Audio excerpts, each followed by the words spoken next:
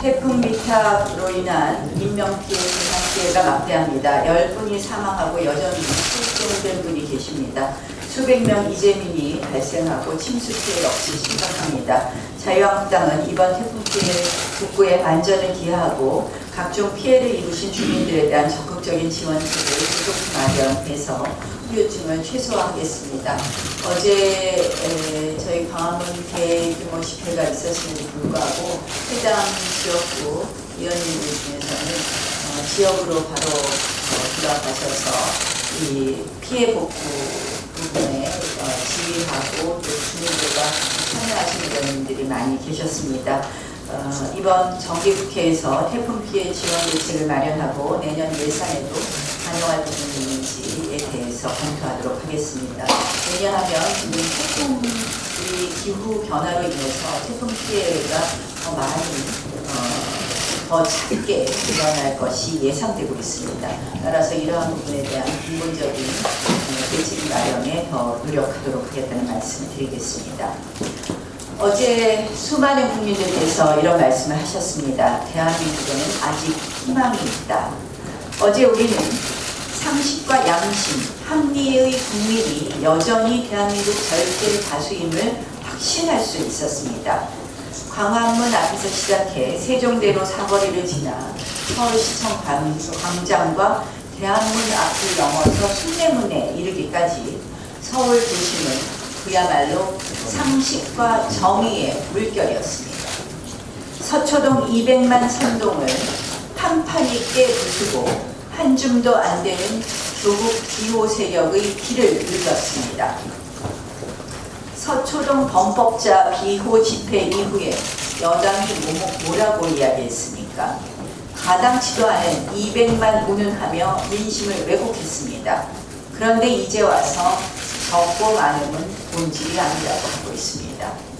일국의 법무부 장관이라는 자가 유리할 때는 장관, 불리할 때는 가장 노릇하는 것도 모자라서 이제는 여당이 자신들이 유리할 때는 200만, 불리할 때는 숫자는 본질이 아니라는 스스로도 부끄럽고 민망한 태세 전환을 보여주고 있습니다.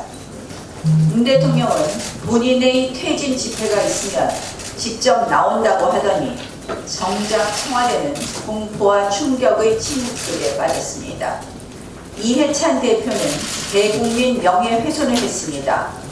광화문 집회를 정쟁을 위한 동원 집회라고 폄하했습니다. 뭐 눈에는 뭐밖에 보이지 않는다는 그런 말이 생각되는 순간입니다. 일평생 평범하게 살아가던 수많은 국민들이 더 이상 못 참겠다. 이번에는 나도 나간다며 황금 같은 휴일마저 포기하고 나온 대규모 집회입니다. 우리 정치사에서 보기 힘든 광경입니다. 묵묵히 각자의 일에 충실하며 살아가는 침묵하는 중도 우파 시민들이 나선 것입니다. 이것은 지난 87년 넥타이 부대를 연상케 하는 정의와 합리를 향한 지극한 평범한 시민들의 외침입니다.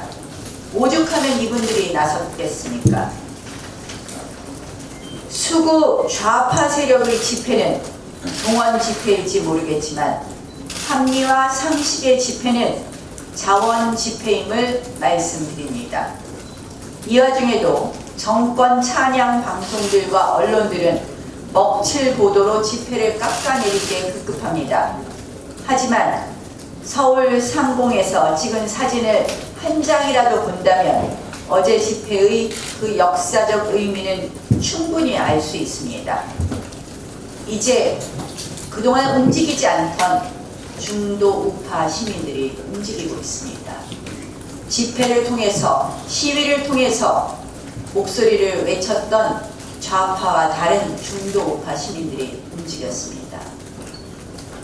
청와대까지 울려 퍼졌던 그 함성 소리, 문재인 대통령도 똑똑히 들었을 것입니다. 민심이 임계점을 넘어서고 있습니다. 조국 파면을 넘어서 정권 퇴진으로 불이 옮겨부터 가고 있습니다. 국민들이 바라는 것은 간단합니다. 정의와 진실입니다. 왜 그 외침을 뒤로하고 잘못된 오기 속에 빠져듭니까? 87년 민주화는 평범한 국민들의 분노로 가능했습니다. 평범한 국민들을 더 이상 분노로 밀어넣지 마십시오. 문재인 대통령, 이제 민심에 응답하십시오. 검찰은 왜 정경심 교수를 긴급 체포하지 않고 귀가시켜 공범들과 말 맞출 시간을 주는 것입니까? 한 명의 피의자 때문에 5천만 고생이 이미 이만저만이 아닙니다. 제 이야기가 아닙니다. 조국 전 수석의 예전의 최순실 사태에 대해서 한 이야기에 이름만 바꿔봤습니다. 어제 검찰은 정경심 교수 황제 소환도 모자라서 황제 조퇴까지 시켜주는 파격적 예우를 했습니다. 이것이 마지막 예우여야 할 것입니다. 특검과 반칙의 일가에게 검찰마저 특권을 제공한다면 국민의 분노가 어디로 향할지 모릅니다. 정경심 교수의 증거인멸, 말맞추기 정황이 계속해서 드러나고 있습니다. 조국 전 수석에게 내가 다 안고 가겠다고 했다는 말, 조국 수석도 깊이 관여했음을 입증하는 단서입니다. 혐의가 이 정도까지 밝혀졌음에도 불구하고 정경심 교수에 대한 영장 청구가 늦어지는 것은 증거인멸의 시간을 더 벌어주는 것밖에 되지 않습니다. 이제 검찰은 눈치 보지 말고 정 교수뿐만 아니라 이 모든 비리와 게이트의 정점이자 몸통 조국 전 수석에 대한 본격적인 수사를 해야 합니다. 어제 광화문에서 울려 퍼진 시민들의 함성이 바로 검찰의 당당한 수사의 근거이자 힘입니다. 대통령의 공개 협박, 여당의 노골적인 수사 방해, 그리고 수구 좌파 세력의 여론 왜곡에 휘둘리지 말고 오직 국민과 진실만을 보고 가는 검찰이 되길 바랍니다. 그리고 교육부에도 강력히 경고합니다. 동양대 총장에 대해서는 가혹한 진상조사를 벌이면서 정작 조국 수석 딸 입시 비리에 대해서는 눈 감고 있습니다. 그런 식으로 노골적으로 정권 줄서기를 한다면 교육부에 어떤 폭풍이 밀어닥칠지 모릅니다. 대한민국 공직사회가 이른바 김현종 리스크에 의해 흔들리고 무너지고 있습니다. 현직 서기관의 무릎 꿇리는 청와대 트러블 메이커, 이대로 그냥 두는 것이 제대로 된 정부입니까? 김현종 리스크는 어제 오늘 일이 아닙니다. 외교부에 대한 고압적 갑질로 강경화 장관 불화설을 만들기도 했습니다. 단순히 언행의 문제만 삼는 것이 아닙니다. 오히려 더 심각한 것은 그의 잘못된 외교 노선입니다. 소위 자주파의 입장을 대변하면서 무책임한 반일 정책을 견인하는 한편 쥐소미아 파기 등으로 안보 포기까지 조장했습니다. 북한이 마음 놓고 미사일 도발을 하고 심지어 이번에는 SLBM을 발사하는 것도 결국 김현종 리스크로 우리 외교 안보가 흔들리기 때문입니다. 문재인 대통령, 김현종 2차장 즉각 경질하십시오.